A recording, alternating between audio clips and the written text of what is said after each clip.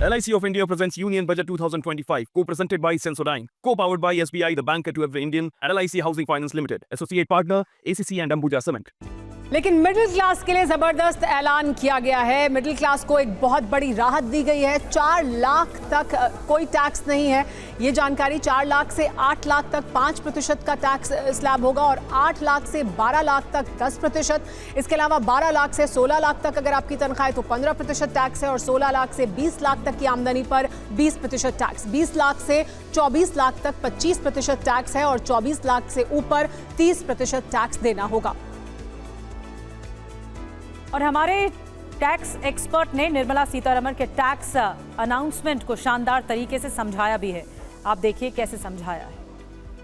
हम सैलरी की बात कर रहे हैं। आप 18,75,000 तक मान लीजिए, 75,000 का स्टैंडर्ड रेट। बिल्कुल बिल्कुल बिल्कुल। और 18 लाख हमारी नेट आ जाएगा। जी जी जी। अब हम चलेंगे प्रीवियस ईयर का। हाँ। और हमारा करेंगे नेक्स्ट ईयर का जो प्रपोज्ड है, जो हमारा इस बजट में आया है। हाँ। ठीक। अब 18 लाख में था, 0 से 3 वापस से स्टार्ट हो जाते हैं नील। 3 से 7 लाख 5% हुआ 20,000। 7 लाख से 9 लाख हुआ 10% 20,000। 9 से 12 लाख हुआ आपका 15% 30,000। 12 से 15 लाख रुपया हुआ 20%। हाँ यही हाँ।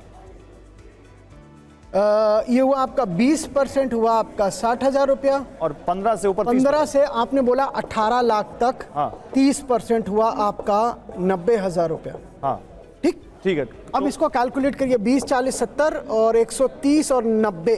हाँ। 1 50 1 80 ये 2 20 हो गया। 2 लाख 20 हजार। ठीक। ये आपका आया पिछले साल जो अभी टैक्स चल रही है। अब जो अभी टैक्स चल रही है। अब प्रपोज्ड में 0 से 4 नील। 4 से 8 लाख 5% हुआ आपका 20,000 रुपया। 8 से 12 लाख रुपया 10% हुआ आपका 40,000 रुपया। 12 से 16 लाख हुआ 15% 60,000 रुपया। और 16 लाख से 18 लाख रुपया तक आपने देना है 20%, बोले तो 40,000 माने 1,60,000 यानी नेट।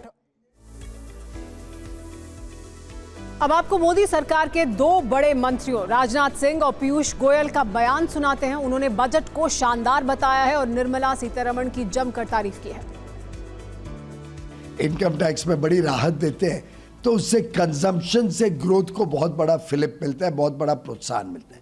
साथ ही साथ MSME सेक्टर में कई सारे बदलाव किए गए, विशेषकर job oriented sectors, leather, toys, textiles, tourism, उसमें जो प्रावधान इस बजट में है उससे लोगों को नई नौकरियों का साधन मिलेगा, नई सुविधाएं मिलेंगी, इनकम लेवल्स बढ़ेंगी।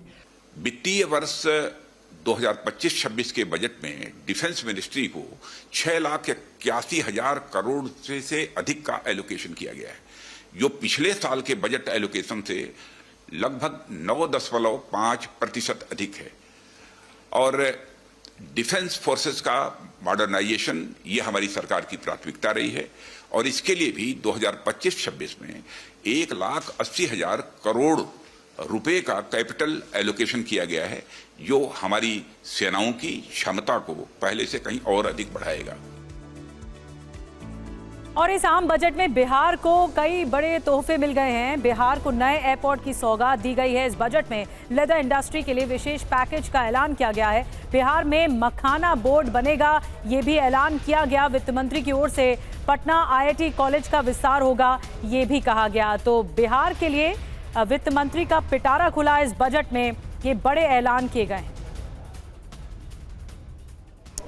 तो बजट में बिहार राष्ट्रीय मखाना बोर्ड बनाने का बड़ा ऐलान किया गया है। राष्ट्रीय प्रौद्योगिकी संस्थान खोला जाएगा। पटना एयरपोर्ट की क्षमता को बढ़ाया जाएगा, यानी उसका विस्तार किया जाएगा। इसके अलावा बिहार में ग्रीन फील्ड एयरपोर्ट खुलेंगे। बड़े बड़े ऐलान बिहार के लिए किए गए हैं। मिथिलांचल के किसानों के लिए एक स्पेशल पैकेज भी शुरू किया जाएगा और IIT पटना का विस्तार किया जाएगा। यहाँ नए हॉस्टल बनेंगे। इसके अलावा लेदर इंडस्ट्री में 22 लाख रोजगार के अवसर भी पैदा किए जाएंगे। बिहार में पश्चिम कोसी नहर परियोजना शुरू की जाएगी। इसके अलावा बिहार में फूड टेक्नोलॉजी इंस्टीट्यूट बनाए जाएंगे।